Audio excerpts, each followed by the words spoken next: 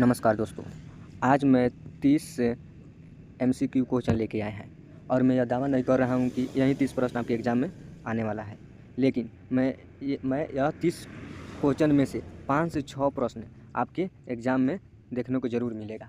तो अब बिना समय गंवाए हुए मैं क्वेश्चन पर आता हूँ। देखिए मेरा फर्स्ट क्वेश्चन, देखिए 76 नंबर क्वेश्चन को आप लोग ध्यान से पढ़िए और जवाब दीजिए। बोला है, राष्ट्रीय युवा दिवस हर वर्ष कब मनाया जाता है? राष्ट्रीय युवा दिवस हर वर्ष कब मनाया जाता है? तो ये मनाया जाता है हमारा, कब मनाया जाता है? तो 12 जनवरी का, 12 जनवरी का हर वर्ष राष्ट्रीय युवा दिवस मनाया जाता है। तो हमारा 76 का ऑप्शन हो जाएगा बी फॉर बाहुबली आंसर। देखो अब राइट। अगला प्रश्न बोला है कि निम्न में से कौन सी भाषा भारतीय संविधान की 8वीं अनुसूची में वर्णित नहीं है? देखो यहाँ पर ध्यान से आप लोग पढ़िए कि बोला है क्वेश्चन, कौन सी भाषा भारतीय संविधान की 8वीं अनुसूची में वर्णित नहीं है? तो देखो 8वीं अनुसूची में 8वीं अनुसूची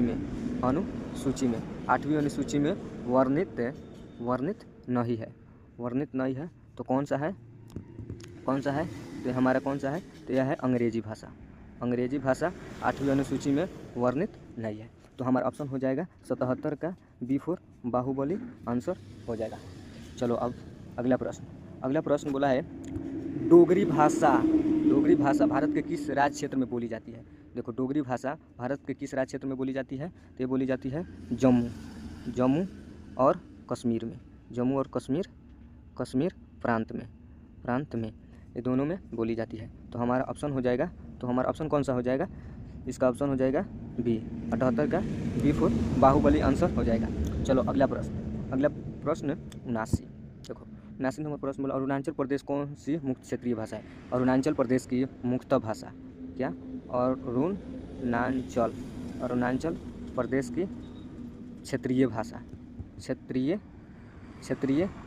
भाषा क्या है? अरुणाचल प्रदेश का क्षेत्रीय भाषा क्या है?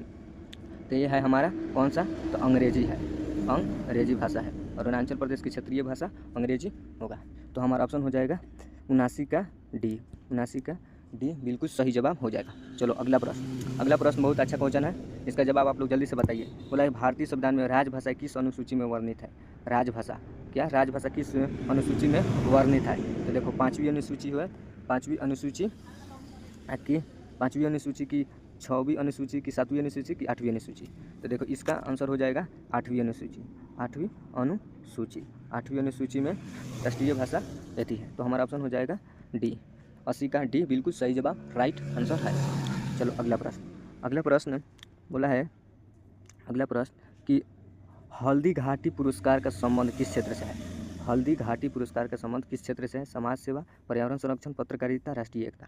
तो देखो हल्दी घाटी पुरस्कार का संबंध हमारा हो जाएगा कौन सा?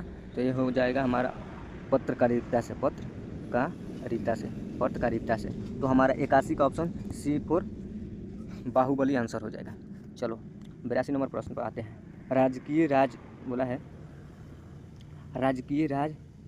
राजकिरण राय को हाल ही में किस संगठन का अध्यक्ष नियुक्त किया गया?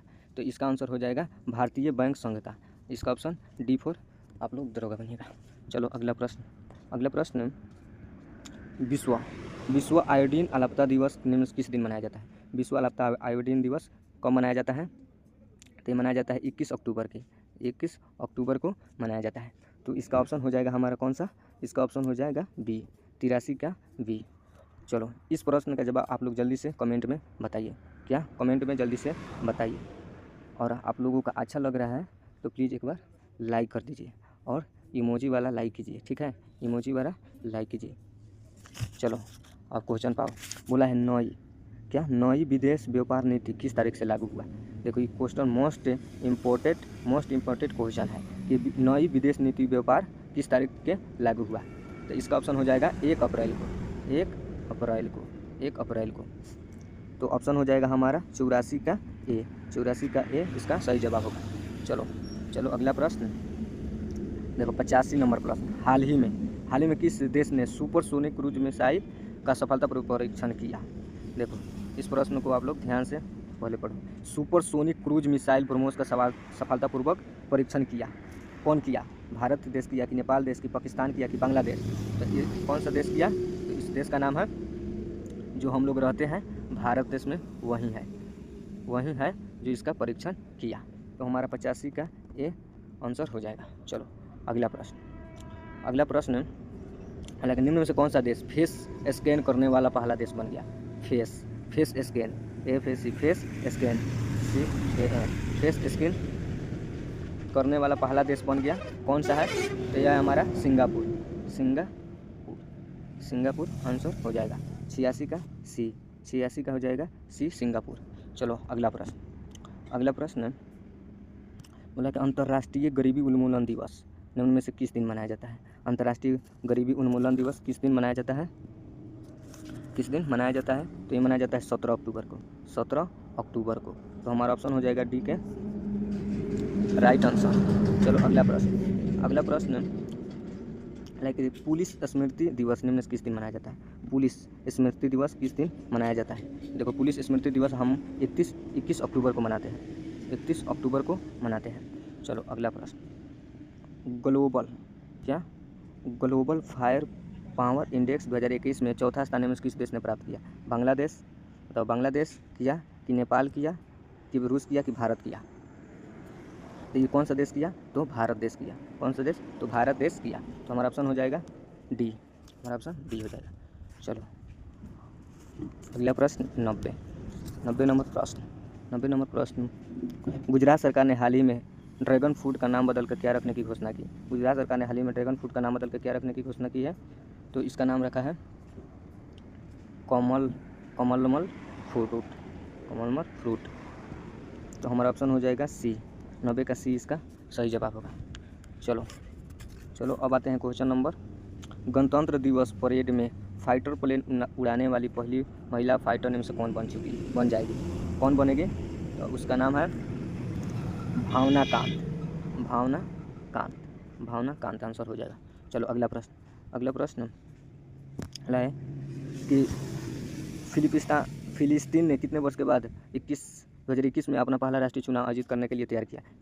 फिलिस्तीन ने कितने वर्ष के बाद साल 2021 में अपना पहला राष्ट्रीय चुनाव आयोजित करने के लिए तैयार हुआ? तो इसका आंसर हो जाएगा हमारा 14 वर्ष की आयु में। 14 वर्ष इसका बिल्कुल सही जवाब हो जाएगा। चलो नेक्स्ट क्वेश्चन बताते हैं। भारत बायोटेक ने कोवैक्सीन की आपूर्ति के लिए किस देश की कंपनी के साथ समझौता किया? तो कौन सा देश के साथ समझौता किया? ब्राज़ील देश है कि रूस के कि तुर्की से कि स्पेन से? तो आप लोग जल्दी से बताओ कौन सा देश है? तो यह है ब्राज़ील देश के साथ समझौता किया। ठीक है। चलो अगला प्रश्न पर आते हैं। अगला प्रश्न बोला है कि इबोना वैक्सीन का वैश्विक भंडार किस राष्ट्र ने बनाया? तो कौन सा राष्ट्र बनाया? तो स्विट्जरलैंड ने बनाया। इसका बिल्कुल सही जवाब इसका ये हो जाएगा। चलो अगला प्रश्न संयुक्त राज्य अमेरिका ने किस देश को आतंकवाद के राज्य प्रयोजक के तौर पर फिर से नामित किया? क्योंकि इस प्रश्न को आप लोग फिर से दोबारा से पढ़िए तो अब जाकर समझ में आएगा। संयुक्त राज्य अमेरिका ने किस देश को आतंकवाद के राज्य प्रयोजक के तौर पर फिर से नामित किया? तो इसका जवाब हो जाएगा हमारा क्यूबा देश है। ठीक है। चलो अगला प्रश्न पर आते हैं। अगला प्रश्न कोलोरी झील कहाँ है? तो यह है हमारा आंध्र प्रदेश में। इसका भी बिल्कुल सही जवाब हो जाएगा। चलो अगला प्रश्न पुलिकट झील कहाँ स्थित है? बताओ पुलिकट झील कहाँ स्थित है? तो यह है हमारा तमिलनाडु में। कौन सा है? तमिलनाडु में स्थित है। चलो इसका सही जवाब तमिलनाडु का। चलो 98 नंबर प्रश्न पुलिकट क्या है? तो पुलिकट क्या है? खारी झील है कि शुष्क झील है कि वेक्टर झील है कि लैगून है? तो इसका सही जवाब हो जाएगा डी, लैगून। चलो अगला प्रश्न 99 भारत में सबसे बड़ी मीठे पानी की प्राकृतिक झील है। कौन सा है? व्हीलर झील मीठे पानी की झील है। तो हमारा ऑप्शन हो जाएगा डी। चलो अगला प्रश्न जो हमारा आखिरी क्वेश्चन रहा, एशिया की सबसे बड़ी मीठे पानी की कृत्रिम झील है। तो इसका आंसर आप लोग HW में रख देते हैं, कमेंट में बताइएगा। और मैं उम्मीद कर रहा हूँ कि आप लोगों को वीडियो बहुत अच्छा लगा होगा। तो प्लीज़ आप लोग से रिक्वेस्ट है, मेरे चैनल को सब्सक्राइब कीजिए, लाइक कीजिए, शेयर कीजिए, कमेंट कीजिए। मिलते हैं किसी नेक्स्ट वीडियो में। धन्यवाद।